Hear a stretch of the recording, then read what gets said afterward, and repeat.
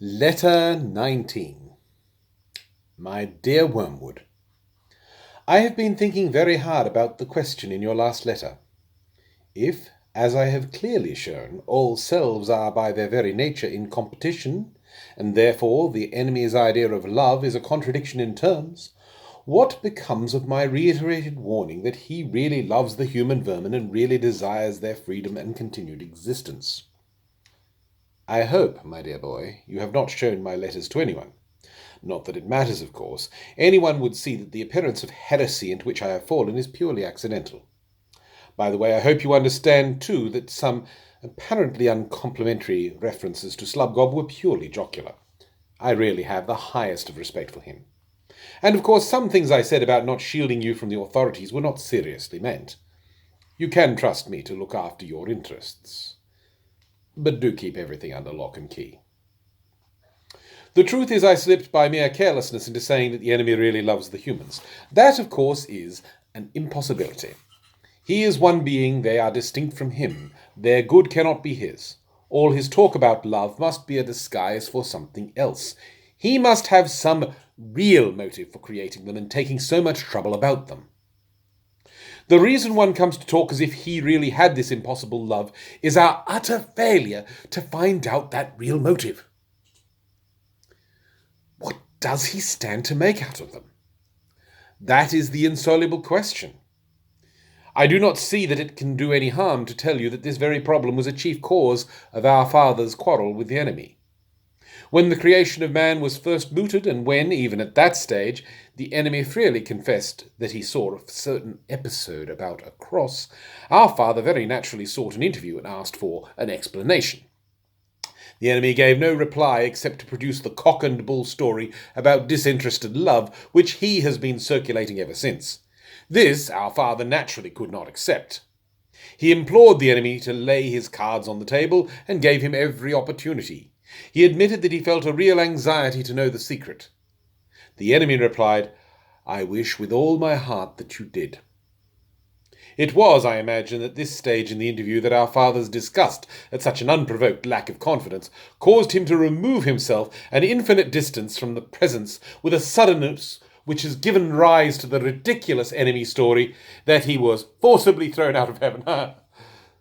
Since then, we have begun to see why our oppressor was so secretive. His throne depends on secret. Members of his faction have frequently admitted that if ever we came to understand what he means by love, the war would be over and we should re-enter heaven. And there lies the great task. We know that he cannot really love. Nobody can. It doesn't make sense. If we could only find out what he is really up to. Hypothesis after hypothesis has been tried, and still we can't find out. Yet we must never lose hope. More and more complicated theories, fuller and fuller collections of data, richer rewards for researchers who make progress, more and more terrible punishments for those who fail. All this, pursued and accelerated to the very end of time, cannot surely fail to succeed. You complain that my last letter does not make it clear whether I regard being in love as a desirable state for a human or not. But really, Wormwood, that is the sort of question one expects them to ask. Leave them to discuss whether love or patriotism or celibacy or candles on altars or teetotalism or education are good or bad. Can't you see there's no answer? Nothing matters at all except the tendency of a given state of mind in given circumstances to move a particular patient at a particular moment nearer to the enemy or nearer to us. Thus it would be quite a good thing to make the patient decide that love is good or bad. If he's an arrogant man with a contempt for the body, really based on delicacy but mistaken by him for purity, and one who takes pleasure in flouting what most of his fellows approve, by all means let him decide against love. Instill into him an overweening asceticism, and then, when you have separated his sexuality from all that might humanize it, weigh in on him with some much more brutal and cynical form. If, on the other hand, he is an emotional, gullible man, feed him on minor poets and fifth-rate novelists of the old school until you've made him believe that love is both irresistible and somehow intrinsically meritorious. This belief is not much help, I grant you, in producing casual unchastity, but is an incomparable recipe for prolonged, noble, romantic, tragic adulteries, ending, if all goes well, in murders and suicides. Failing that, it can be used to steer the patient into a useful marriage. For marriage, though the enemy's invention, has its uses. There must be several young women in your patient's neighborhood who would render the Christian life immensely difficult to him, if only you could persuade him to marry one of them.